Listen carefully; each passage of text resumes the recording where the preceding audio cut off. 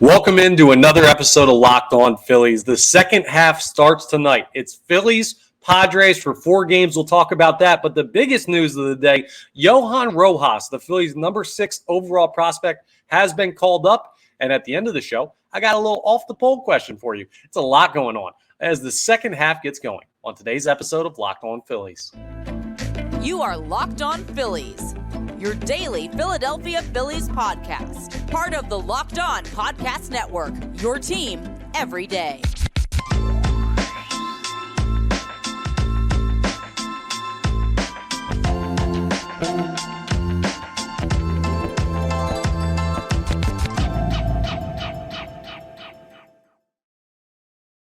Yes, this is indeed Locked On Phillies. I'm Connor Thomas, your host, credentialed Philadelphia Phillies media member. You've heard me on the radio, television here in the Philadelphia market, constantly talking about baseball and the Philadelphia Phillies and all our Philly teams. And of course, you know me as the host of Locked On Phillies, part of the Locked On Podcast Network, your team every day. Thank you so much for checking us out. Make sure you're rating, reviewing if you're listening to the podcast. If you're watching us on YouTube and you haven't subscribed yet, go ahead and hit that subscribe button. And if you haven't checked out YouTube at all, you should. It's the best way to consume Locked On Phillies. The subscription costs you nothing. Free to subscribe, easy to subscribe. You get all the notifications when new episodes get posted. So go ahead and check that out and get that done. It really helps me out and helps us out here at Locked On Phillies and the Locked On Network in general. So thank you so much for checking us out today. Let's go ahead and get into it because a lot to cover today when it comes to what's going on with the Philadelphia Phillies. Some news that broke this morning, and I want to go ahead and start with this and get into it a little bit. Johan Rojas is getting the call up to the show. The Philadelphia Phillies are indeed calling up Johan Rojas. It sounds like Christian Pache has some sort of minor injury. That's not good news because Pache missed some time earlier with a knee injury, and he's hitting 347 or 374 or something like that, some incredible number.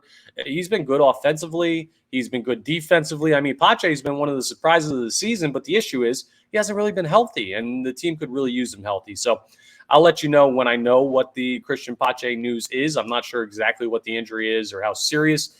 It sounds like from what was being tweeted out there is it's minor, but I'll keep you updated on Pache. But Pache being injured means the Phillies have an opening in the outfield. And Johan Rojas is a very good outfield prospect. He's the number 6 prospect in the Philadelphia Phillies system.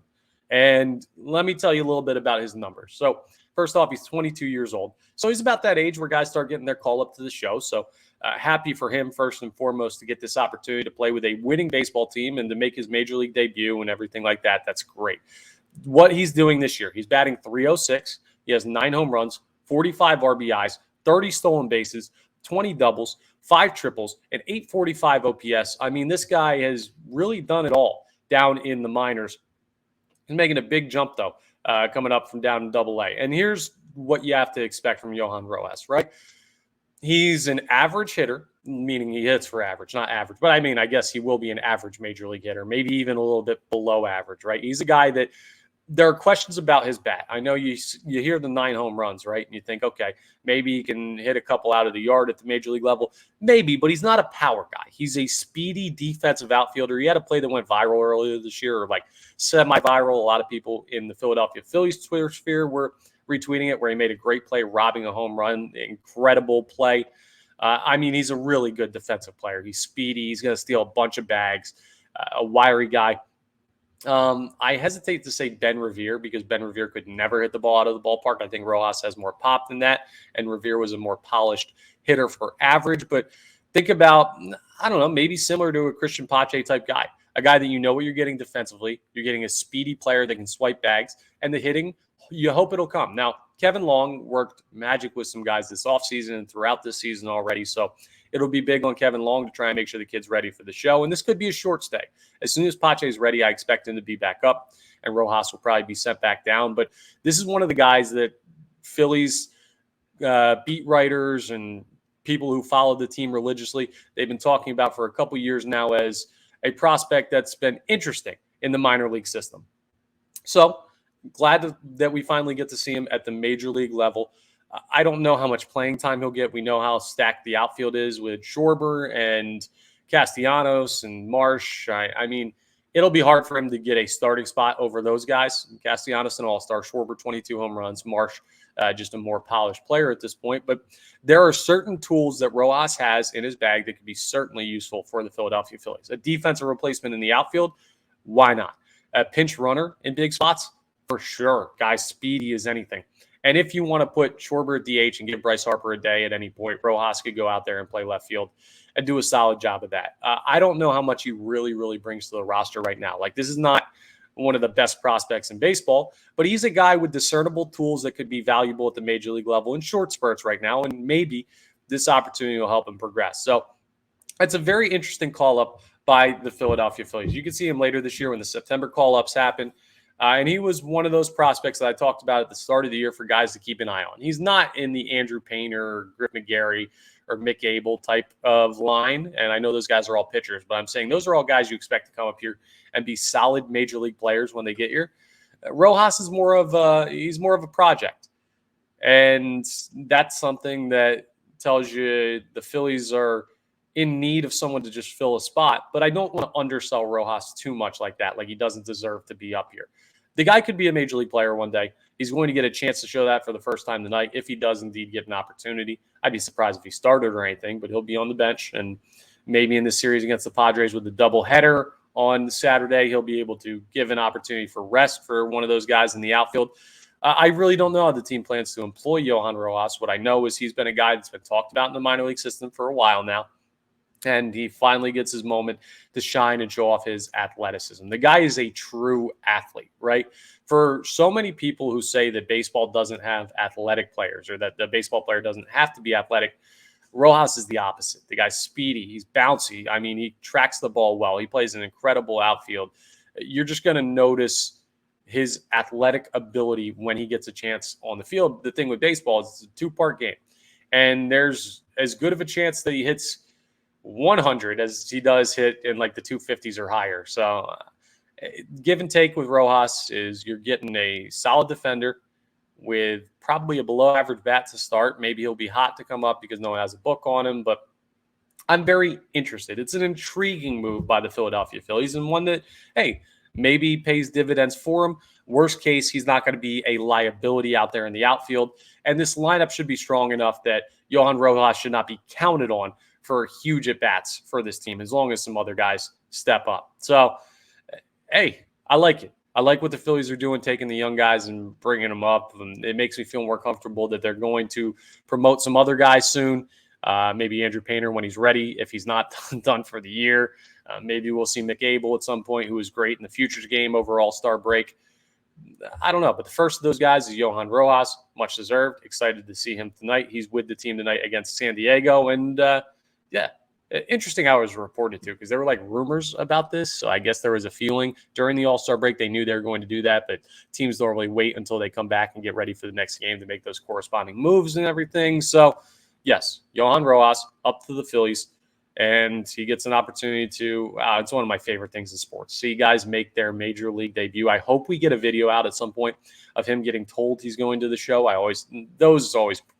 They elicit an emotional reaction from people, myself included. So very happy for Rojas and very excited to see what he can do.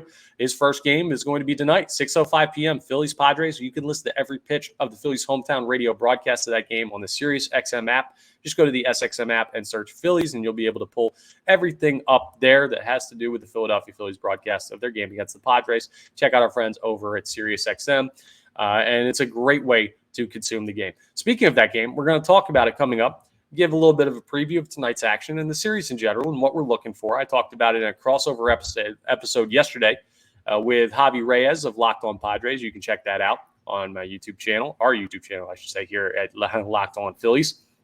And go ahead and give that a listen when you're done with today's episode if you want to hear a full breakdown. But coming up, we'll give you a little bit of the lighter version. Just an overview of what Phillies Padres has in store for you and what's at stake for these two teams that are trying to make a playoff push in the second half. We'll discuss as we continue Locked On Phillies. First, though, I want to tell you about how to build a championship team, right? For a championship team, it's all about making sure every player is a perfect fit. It's the same when it comes to your vehicle. Every part needs to fit just right. So the next time you need parts and accessories and everything like that, just head over to eBay Motors. You got eBay Guaranteed Fit. What that means is you can be sure that every part you need fits right the first time around. That's important. I mean, when you're ordering stuff online, think about it. I can't get a t-shirt that fits me the right way. It's got to be super hard to order auto parts online, right? No, not with eBay Motors. You find the guaranteed fit. You just add your ride to My Garage and look for the green check. And that way you know the part is going to fit or your money back.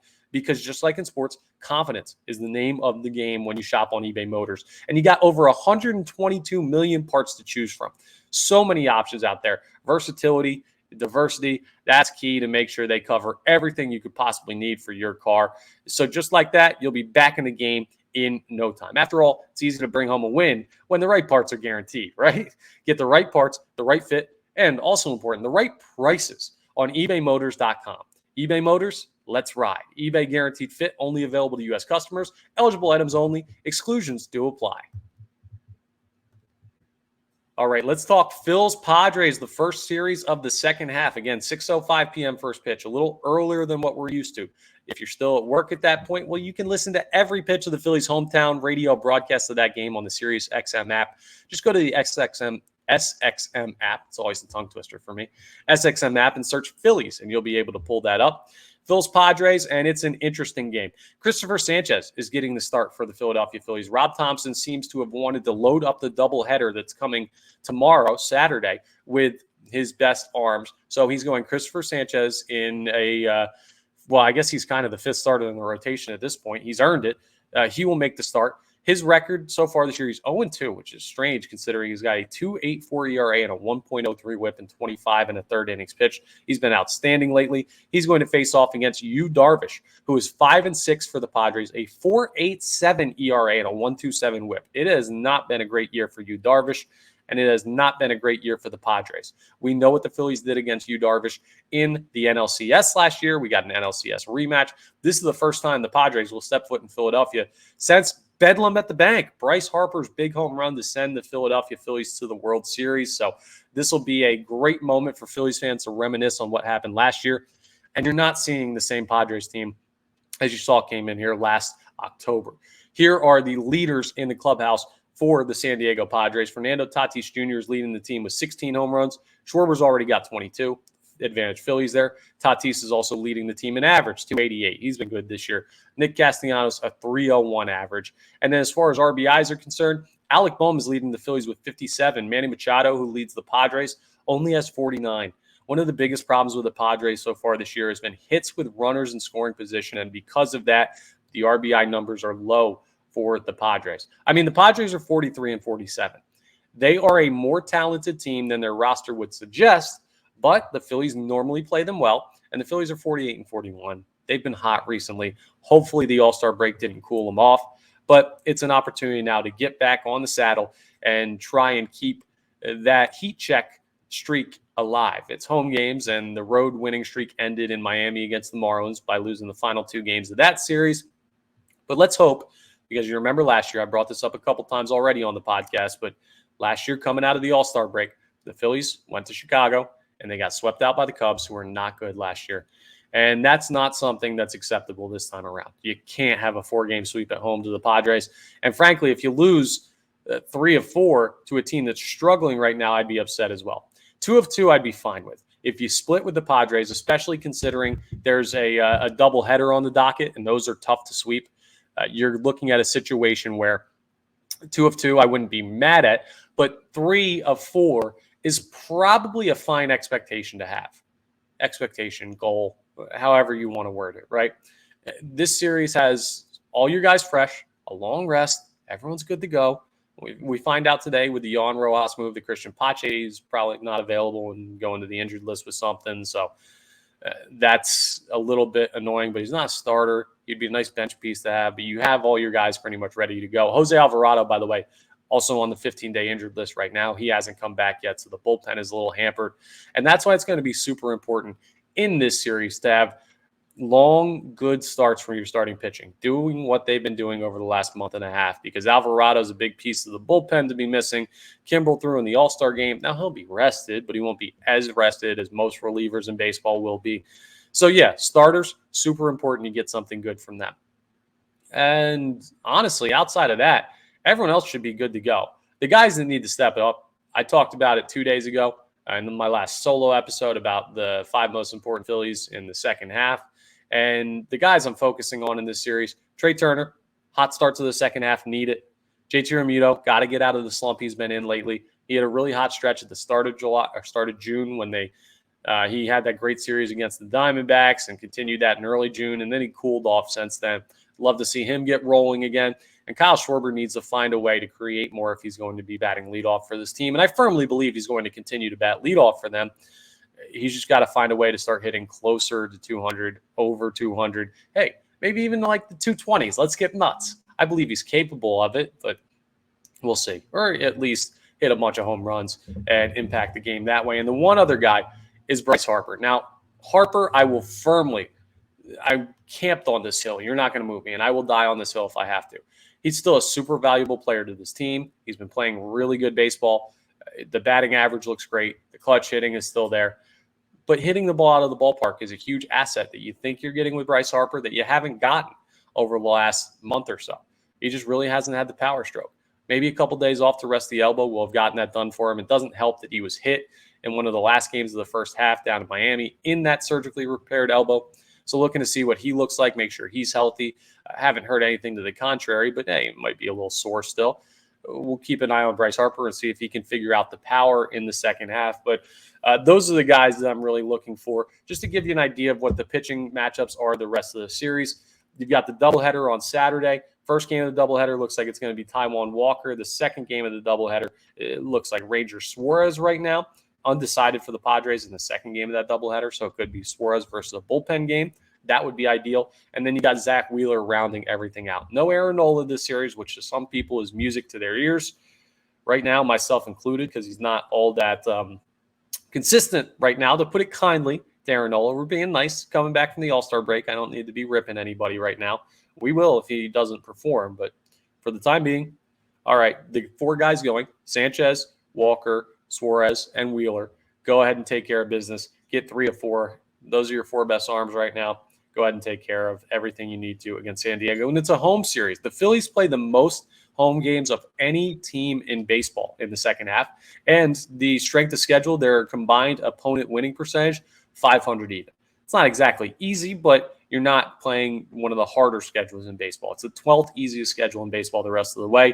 And it starts tonight, again, 6:05 p.m. Eastern Standard Time. You can listen to every pitch of the Phillies hometown radio broadcast of Game 1 against the Padres on the SiriusXM app. Just go to the SXM app and search Phillies, and you could pull everything else up there. So, yeah, expectation is requirement.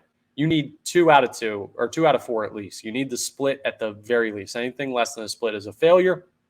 3 and 1 would be an exceptional way to start. And hey, who knows? The Padres are struggling. They haven't really been able to figure it out. Maybe they're just kind of at the point of the season. They've had some questions about the locker room and stuff. Maybe they're at the point of the season where they roll over. I don't think a team that talented will roll over, but you take 4 games from them, and you're putting yourself way out in front of where the Padres would be standing-wise. So all of that on the line in this series coming up against the Padres, and a really good opportunity to get everything taken care of as far as that's concerned. So there you have it. There's your preview of the series coming up with the San Diego Padres. Coming up, we haven't done Off the Poll in a minute. So Off the Poll, it's where we ask a poll question on Twitter. I'll pose it to you here on the podcast, and you'll have a chance all weekend to respond, and I'll talk about it on Monday's episode, what everyone had to say. But I've got a interesting poll question having to do with the second half of the season that we'll talk about coming up as we wrap up today's episode of Locked On Phillies. Oh, but I got to tell you about my friends over at Bird Dogs. I'm heading to AC this weekend, Atlantic City, New Jersey. Bachelor party. It's going to be hot out. You got to have the best pair of shorts available on the market ready to go, and that's Bird Dogs. Hands down, I have never in my life worn a pair of shorts that quite feels or looks like the shorts that they make over there at Bird Dogs. They sent us a couple pairs when they became a sponsor.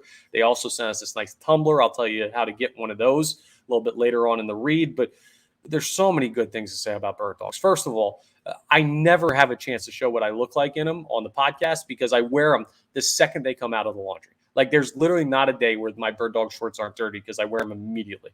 I probably have like 30 pairs of shorts, and Bird Dogs are always the first pair that I put on. And they sent us 2 pairs. The second pair I put on is also my pair of Bird Dog shorts. You can wear them to the golf course, to the beach, the pool. I mean, you could swim in them if you want to. You could wear them to the office for casual Friday. You could wear them out to dinner. They look good. Like they look like a nice quality short. But when you wear some of those like high end, like fancy shorts, like I don't know, board shorts or anything like that, they're not comfortable. They might look nice, but they're not comfortable. And normally, if you wear shorts that are comfortable, you look like you're an NBA player from the early 2000s with the big baggy shorts that don't like make your legs look good or anything. No, Bird Dogs, it does both. You look good, you feel good. They got the interior lining that makes everything, holds everything in place perfectly. They've got the anti-sweat wicking that makes you, or anti-stink wicking that makes you not smell when you're wearing them, even if you wear them like a full day through everything like I do. It's absolutely perfect. The amount of technology that went into creating these shorts could probably put a man on the moon. But instead, the folks over at Bird Dog said, we're going to make the greatest pair of shorts ever created. And they did that. So if you want a pair of Bird Dogs, and I know you do, go to birddogs.com/lockedonmlb or enter promo code lockedonmlb, and you'll get the free Yeti style tumbler that I was telling you about with your order. That's birddogs.com/lockedonmlb or promo code lockedonmlb for a free Yeti style tumbler with your order. You won't want to take your Bird Dogs off. I absolutely promise you. All right, let's go ahead and wrap up with Off the Poll. Now, what Off the Poll is, it's a poll question I pose on Twitter. It goes out. I'll tweet it from @ConnorThomas975, which you see over here in the bottom corner. If you're watching on YouTube, probably would have been easier to point with this hand. My screen's mirrored, so it's tripping me up a little bit. But I'll pose the question. I'm not going to tell you what my answer to the question would be. I'm not going to bias you with any of my thoughts because I don't want to change people's opinion. I want to know the unbiased opinion of the fan base, and then I'll give you my thoughts on Monday's episode and react to it. But a very simple off-the-poll question for the second half of the season. Where do you think the Philadelphia Phillies end up when everything's all said and done at the end of the second half? We're going to go with 4 options. I don't think they're winning the National League East. I don't think that's realistic. I'm not even going to put that as an option. So the 4 options you're going to have: top wildcard seed. Here's what we'll do. Top wildcard seed or better. So we can rope in those folks who are insane and do think they're still going to win the division. Top wildcard seed or better, second wildcard seed, third wildcard seed, or miss the playoffs. Those are going to be your 4 options. I'll go ahead and I'll tweet that out. You'll have all weekend to respond to that on Twitter @ConnorThomas975. And I'll also retweet it from Locked On Phillies @LO_Phillies on Twitter. And you can go ahead and jump in on that on Off the Poll. Well, that's it for today's episode of Locked On Phillies. Thank you so much for checking us out. We're back to baseball. I know you all missed it, so it's good to be back with games to talk about. Got a weekend of fun stuff and got a bunch that I'm going to be able to react to on Monday, including that Off the Poll. So we'll have that. But that's all for today's episode. Thank you so much for checking us out. Make sure you're rating, reviewing, subscribing to the YouTube, all that good stuff. We are part of the Locked On Podcast Network, your team every day. Thank you so much for checking us out. As you see in the graphic over here, check out Locked On MLB next. I can't point anywhere. My camera's all messed up. There, I got the finger right. That doesn't work for the people listening on podcasts. Just go with it. I was pointing at the graphic in the bottom corner. But check out Locked On MLB next. I'm heading to AC. Going to watch some Phillies baseball, hopefully a good series. And I will talk to you next time on the next episode of Locked On Phillies.